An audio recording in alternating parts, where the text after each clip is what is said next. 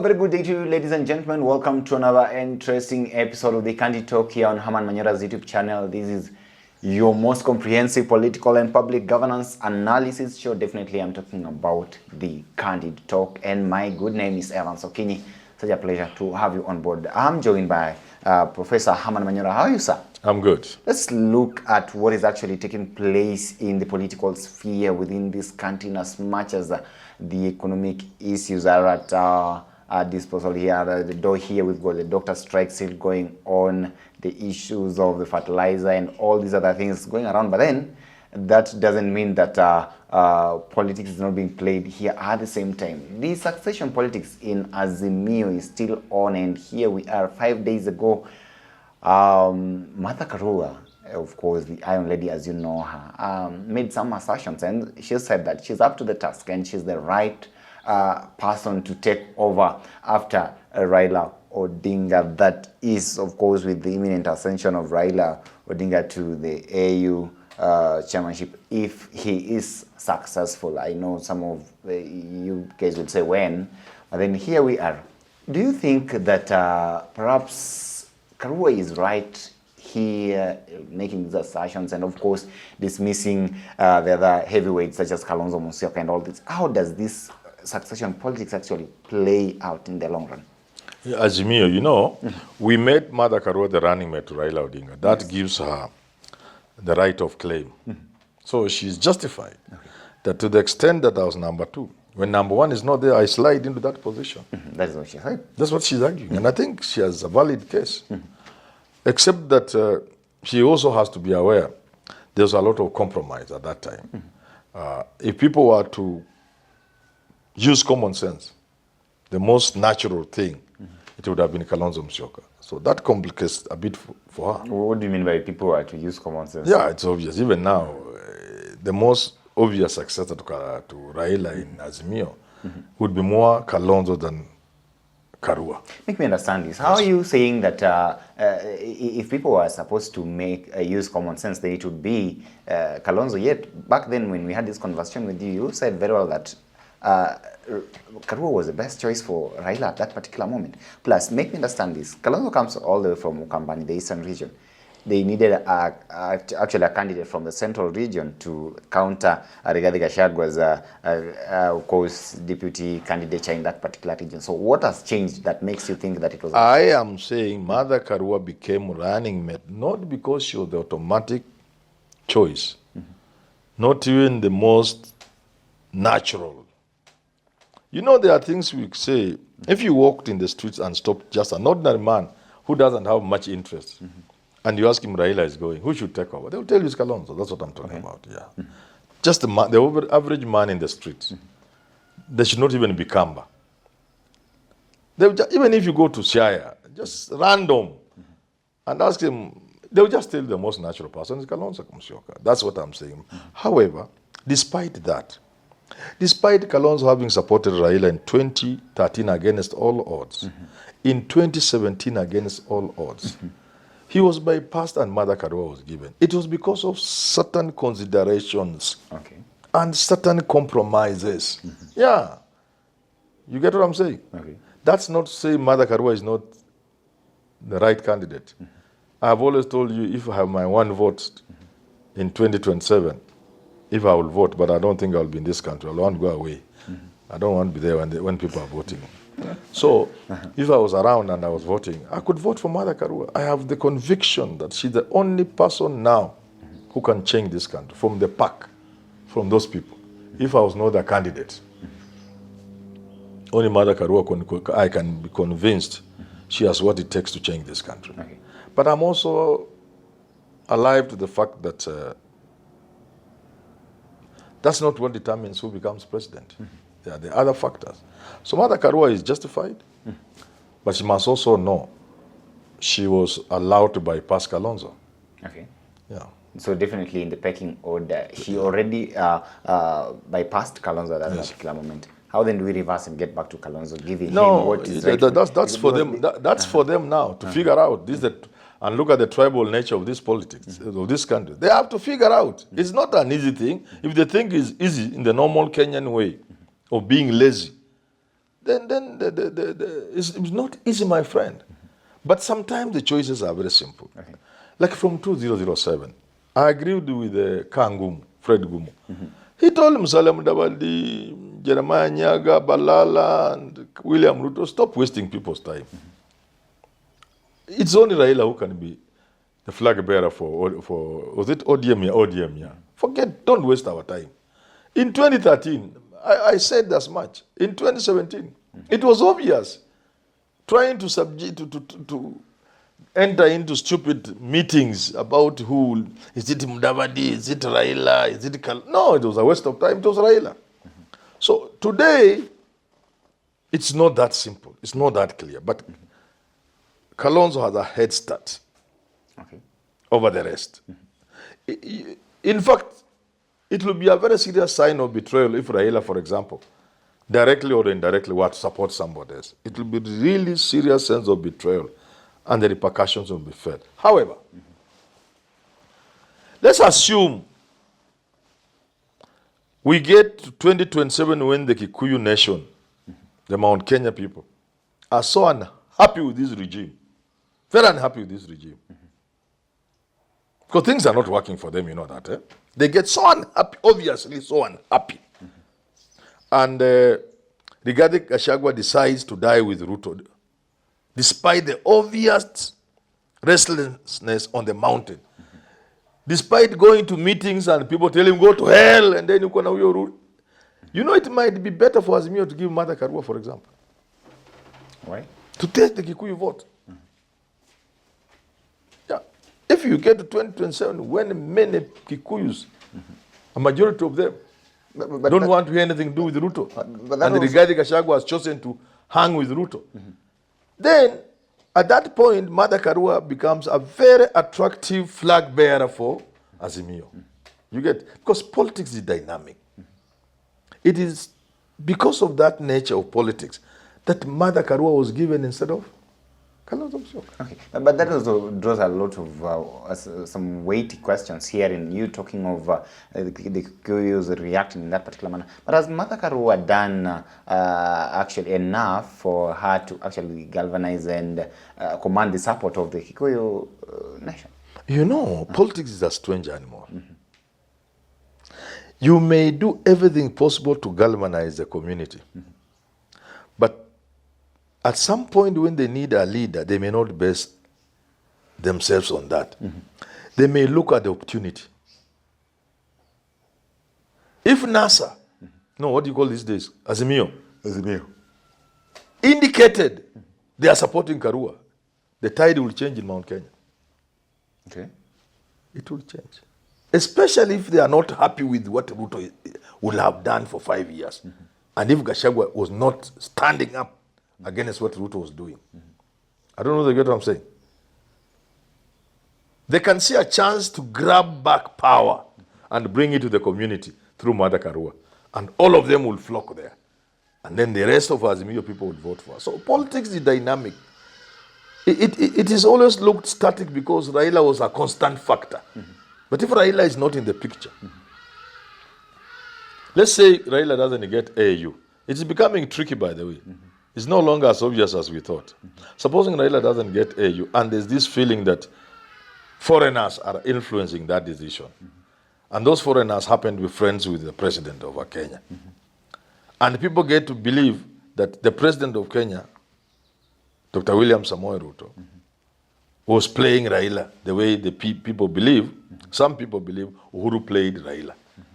That anger among the Azimio stronghold can be harnessed in such a way they can support another candidate.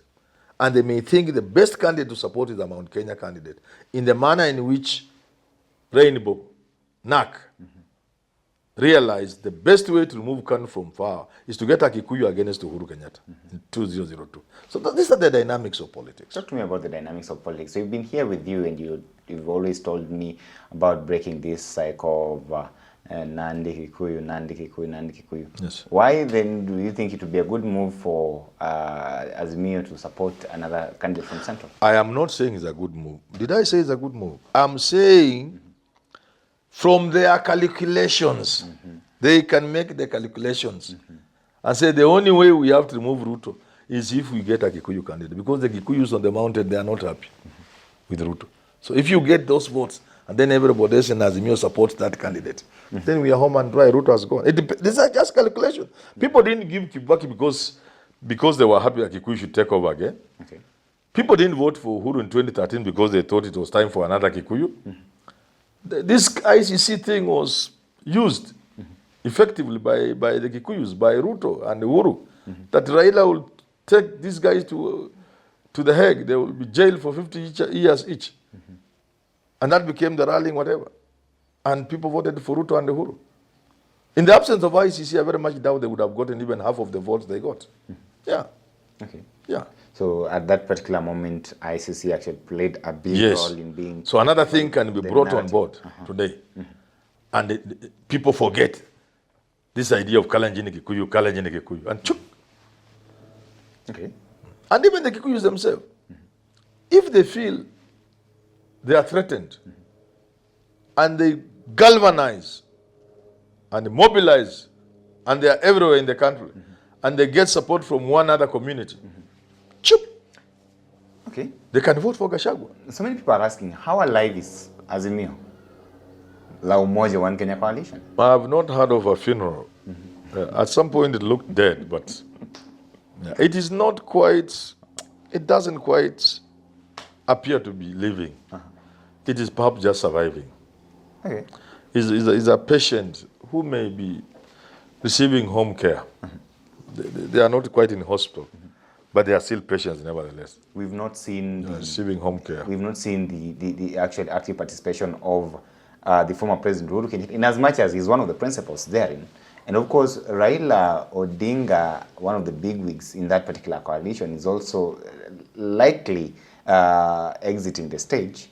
And then therefore, this leaves us with Kalonzo Musyoka, Martha Karua, and all that. Kalonzo Musyoka has a different faction that is actually moving with, joined by the likes of Eugene Wamalwa, Mwangi wa Iria, that kind of faction that is going on there. Then we also have the Kikuyu caucus headed by Martha Karua and of course Jeremiah Kioni and all that. Amid all these divisions, do you think that Martha Karua stands any chance of leading this particular coalition?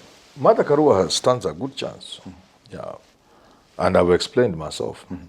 I've said two things. Number one, Azimio may be through their own calculation realize that the people of the mountain are not happy with Ruto. And the Gachagua has refused to bolt. And realize the best way of getting those votes is getting a Kikuyu candidate to lead Azimio. Then they get Martha Karua. Because you can't get another one other than Martha Karua. That will be too much. I have said that. I can also add, and I've said before on this show, we could, as we head to 2027, Kikuyu businesses and farming will have been so hit, may have been so hit by that time, could have been so hit by that time, that by when you get to 2027, Kikuyus want to hear nothing of William Ruto. Okay. And I'm repeating, and if Rigathi Gachagua still wants to go with Ruto, the Kikuyus may want an individual to face Ruto. And they'll be looking for the most formidable politician. Okay. I have argued today there can only be two formidable candidates. You talked of Gachagua and Karua. Gachagua, no. It's Gachagua and Kenyatta. Okay. If the Kenyattas are not running for president in 2027 or 2032, that leaves Gachagua. If Kikuyu anger reaches peak before 2032, in 2027, and it's very tricky for Gachagua to run against Uhuru, and yet the community is so angry, the next possible candidate is Martha Karua. But this is also the prospect of Martha Karua actually becoming a leader in Azimio also faces some sort of hurdle here, because that people would also question the kind of political manage is bringing on board, and people would also actually question the footing of Azimio in central Kenya? You know, those are two challenges Mother Karua will have to deal with. We have given money prominence it doesn't deserve. Okay. Money is important. Even in America, you cannot run for president without money. And the seriousness of a candidate, I've said, is seen in the fundraising efforts for the candidate and by the candidate. So that is a big problem Mother Karua faces. That here she is in a country where money plays a big role in politics, and she doesn't have any. Very serious for her. Secondly, the politics of tribe have not favored her. Because of who she is, she has failed to toe the line when it was necessary to toe the line in the interest of tribe. I don't know if you get? Yes, I get. By seeming to go against Kibaki was a darling of the community, one would have said she committed blunders for which she will continue paying, and she's paying for. If she had not stood up against Kibaki, and in my view she was justified because she was bypassed. When she was the last man standing at KICC defending Kibaki's presidency, when she should have been the natural heir to Kibaki, they bypassed her and gave Uhuru Kenyatta deputy prime minister in the National Accord government, the so-called Nusumkata government. So she was never happy. She was removed from good ministry and put to a lukewarm, although they're really powerful. But so she was justified to react. So that's seeming to oppose Kibaki has been something the community has found hard to forgive her for. So this is a burden again she carries. But I'm telling you, people forget these things.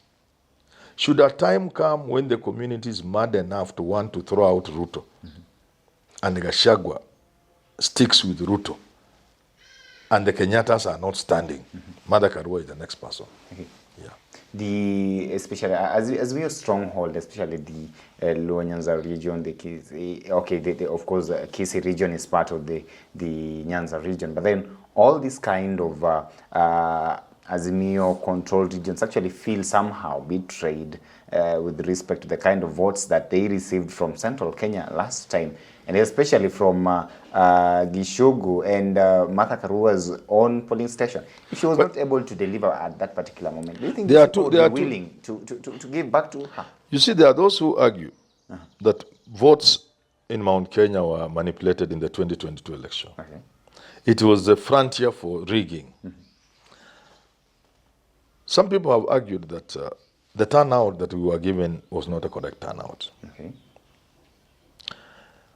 People have said that the physical turnout that people saw in some areas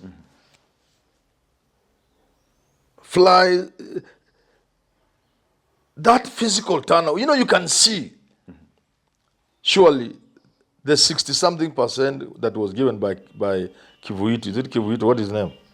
By Chepukati Wafula.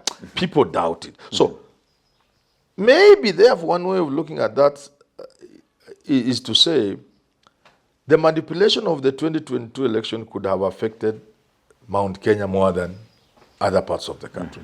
And Judge Krigler said as much. In 2007, Judge Krigler said, kila mtu alikuwa anaiba kwao. Raila was rigging in the ODM zones, Kibaki was rigging in the PNU zones. So it is possible. Therefore, you cannot say Mother Karua failed to deliver votes, yet she was a victim of the rigging. Okay? The second thing you can say is that assertion is also not true. The figures don't bear such an assertion out. Raila got about 1 million votes from Mount Kenya people. That's not a joke. Yes, you're kura kidogo. So anybody saying that they didn't vote for Raila is not saying the truth. The figures are there, and they are not supporting that thinking and that argument. In fact, the person to be censored, the person we should be talking about in terms of not giving Raila votes are the Luos, not the Kikuyus. 700,000 Luos did not vote for Raila out of 2.1 Luo votes. I'm not saying Nyanza. I'm not saying Kisis and Kurias. I'm just saying Luos. The 4 Luo counties, Siaya, Kisumu, Migori, Homa Bay, 2.1 registered voters or thereabouts. 1.4 million voted. 700,000 did not vote. Of course, there's always the same argument I've advanced about Mount Kenya, that this is also evidence of rigging, which I don't support. I think Luo simply didn't vote. So if you are looking for people who didn't give Raila enough votes, we should be going to Luo Nyanza and tell them. Okay. If half of those ones had given Raila, where would Ruto be the president? That would have meant 350. Ruto beat Raila by about 200. Half of those who didn't vote, if they voted, 350. 100 and something more than what Ruto got as the tipping, whatever. So they should be blamed. Instead of Luos blaming Kikuyus for not voting, which is not true because the Kikuyus gave Raila 1 million votes or thereabouts. We should be questioning the Luos for not turning out in good numbers. And we should not hide in rigging. They just didn't turn up to vote. They could have their reasons, including the Raila family dominance, which has had a bearing. And I also told Raila myself, openly, in the public space, that these things have a bearing. If you impose certain leaders on people at your home, it affects the way people view that election. It affects the turnout. But in short, if there's anybody you want to blame for not voting for Raila and giving them enough votes, the Luos. 50% of the 700,000 people who didn't vote is 350,000 votes. Ruto beat Raila, if you call it beat, by 200,000 votes. Raila would be the president. Yeah. Here, assuming everything remains constant here and we remain in the current status quo of political formations, Azimio remaining as it is, assuming Raila ascends to whatever he's seeking, of course, being the chairman of AU commission, therefore, and exiting the stage, that is, if at all he will not be there in 2027. And here, Azimio remains as it is. Whom between Karua and Kalonzo do you think would be formidable enough to face Ruto in 2027? Other factors remain equal. Is Kalonzo. I've told you repeatedly, Kalonzo is way ahead of the rest. To mention anybody else other than Kalonzo will be to stand logic on its head. Yeah. But beating Ruto would be a tall order for him? It's not be easy. Anybody. Only one person can beat Ruto hands down. And those will be a Kenyatta. If Moho came in 2027, he will beat Ruto. If Gachagua stood against Ruto, he has a chance. If Mudavadi stood against Ruto, only those three can have a chance against Ruto in 2027. So you're saying even if it's Kalonzo, then he'll be wasting his time? Pardon? Are you saying that even if Azimio decides to front Kalonzo Musyoka? He's not wasting his time. It will be much more difficult. I'm saying almost automatic cases. Shock. If Mudavadi were to gather the courage and face that shock that he will send, forget about these cheap earthquakes of his, the courage to say I'm facing on Ruto because of 1, 2, 3. Hey, it will send shockwaves in the country. Same with Gachagua. Same with Kenyatta. It will be almost, you don't need to wait for the votes to be counted. You are almost sure Ruto is almost going home. But for Kalonzo, he can still beat. It depends on how much anger the country will be having by 2027. And how Azimio and Kalonzo in particular are able to harness that anger to their benefit. Well, ladies and gentlemen, do you think that Martha Karua is the rightful heir to the throne of Azimio that is currently held by the former Prime Minister, Right Honorable Raila Amolo Odinga? Or do you think that perhaps Kalonzo would be a better option? Kindly weigh in on this conversation and tell us what you think about the succession politics that is playing out in the Azimio La Umoja One Kenya coalition there, and we'll be more than glad to go through the comments. And of course, you can also tell us what you want us to discuss in the next show. Definitely allow me to stop at this particular moment. Have yourself a lovely day. My name is Evans Okenyi.